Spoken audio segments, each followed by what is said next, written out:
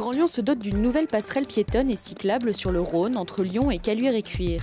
Le chantier de génie civil a débuté en mars de l'année dernière et depuis les travaux ont bien avancé.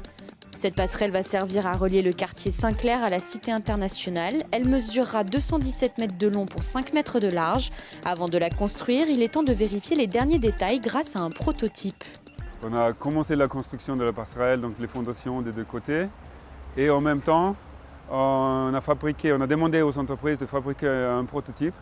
Donc c'est en partie vraiment les éléments qui vont être mis en œuvre et d'autres éléments qui sont là à l'échelle 1 pour se rendre compte vraiment de la fonctionnalité et du bon fonctionnement de la passerelle. Ce prototype a été présenté début novembre au maître d'ouvrage, à l'architecte des bâtiments de France, aux techniciens des villes de Lyon et de Caluire, mais aussi à des associations de personnes en situation de handicap. Parmi les associations qui ont répondu à l'appel, on retrouve Point de vue sur la ville, constitué de personnes malvoyantes et aveugles.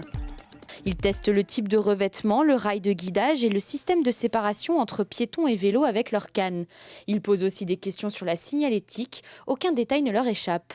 Notre problématique en tant que piéton et aveugle, c'est-à-dire non-voyant, c'est-à-dire que de traverser la passerelle, c'est que nous, il faut qu'on puisse aller tout droit. Donc pour aller tout droit, il faut qu'on s'appuie sur quelque chose de physique.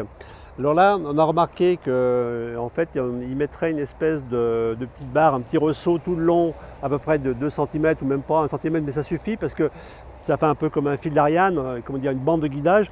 Donc on s'appuie sur ce petit ressaut et ça nous permet de bien aller tout droit tout en suivant le garde-corps du coup qui est aussi à notre droite qu'on peut toucher avec la main.